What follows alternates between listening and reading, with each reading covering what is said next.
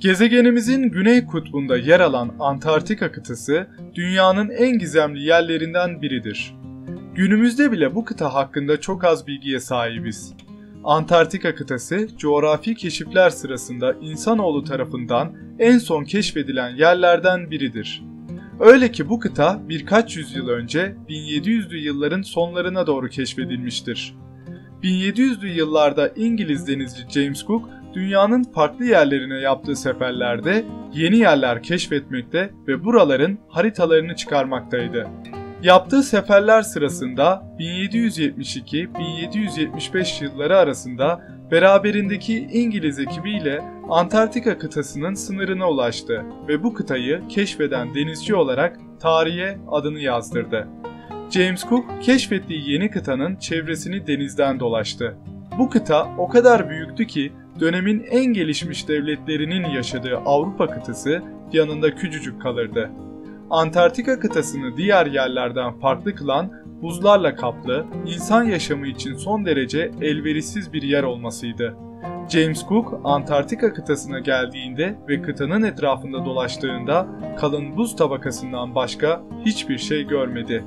Antarktika kıtası üzerindeki buz tabakasıyla birlikte 14 milyon kilometre karelik yüz ölçümüyle Afrika kıtasının yarısı kadar büyüklüktedir. Üzerindeki buz tabakasını kaldırdığımız zaman kıtanın büyüklüğü 13 milyon kilometre kare civarında olur. Antarktika kıtası dünyanın en soğuk yeridir. Yaz aylarında bile hava sıcaklığı -20 derecelerde olur. Kışın sıcaklık -70 derecelere kadar düşer. Günümüze kadar en düşük sıcaklık -93,2 santigrat derece olarak ölçülmüştür. Hava koşulları insanların yaşaması için uygun değildir. Bu yüzden Antarktika'ya genel olarak bilim insanları araştırma yapmaya gider. Kıtada insanlar tarafından herhangi bir yerleşme yoktur.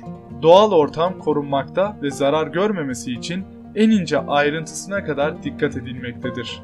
Antarktika kıtasının üzerini kaplayan buz tabakasının kalınlığı ortalama 1 kilometreden fazladır. Burada yaşayan en dikkat çekici ve bilinen hayvan sevimli penguendir. Antarktika kıtası dendiğinde iki ayak üzerinde yürüyen, uçamayan ama çok iyi yüzen penguenler aklımıza gelir.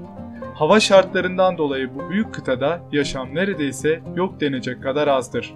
Örneğin dünyada sürüngen canlıların yaşamadığı tek yer Antarktika kıtasıdır. Antarktika kıtasında buzların olmadığı bir bölge vardır. Burası dünya üzerindeki en tehlikeli yer olabilir. Dünyanın Mars'ı olarak kabul edilen bu bölge kuru vadiler olarak bilinmektedir ve dünya üzerindeki en kurak yerdir. Saatte 300 kilometre hızı bulan rüzgarıyla bölgeye 2 milyon yıldır hiç yağmur yağmamıştır. Üzerinde kimsenin yaşamadığı Antarktika'da resmi bir zaman dilimi yoktur. Antarktika'nın kime ait olduğu sorusu her zaman ilginç bir tartışma konusu olmuş ve onlarca ülke burası için hak iddia etmiştir.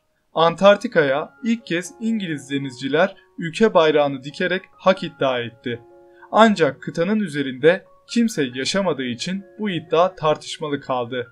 İngiltere'nin Antarktika'nın tamamına dair hak iddiası 1900'lerde gücünü kaybetti ve bu iddia sonradan kıtanın bazı bölgeleri olarak devam etti.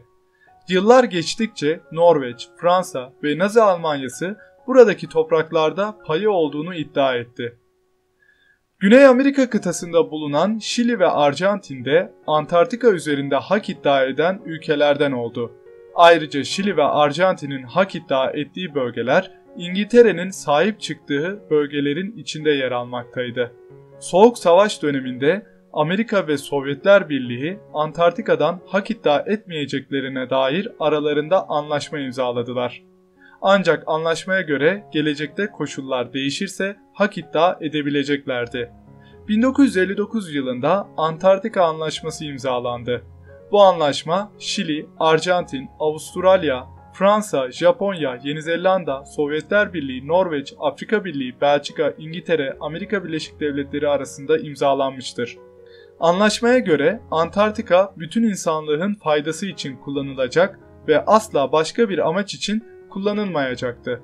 Anlaşmayla birlikte bütün bu ülkeler hep birlikte çalışmaya karar verdi. Bölgenin silahsız olması, bölgede hiçbir nükleer denemenin yapılmaması, maden çıkarılmaması gibi esaslar da yine bu anlaşmanın içinde vardır. Anlaşmanın en önemli noktası Antarktika'da sadece bilimsel araştırmalara izin verileceği ve bu araştırmalar sırasında hiçbir şekilde çöp ve atık bırakılmayacağıdır. Antarktika için her ne kadar böyle bir anlaşma imzalanmış olsa da geçmişte hak iddia eden ülkelerin hiçbiri haklarından vazgeçtiklerine dair herhangi bir açıklama yapmamıştır. Hatta bazı haritalarda hak iddia eden ülkelerin alanları çizilmiş ve gösterilmiştir. Antarktika herkesin kullanımına açık olan bir alan olduğu için anlaşma dışındaki diğer ülkelerde gelip burada araştırma yapabilmektedir. Kısacası geçmişte pek çok ülke Antarktika topraklarında hak iddia etse de burası hiçbir ülkeye ait değildir.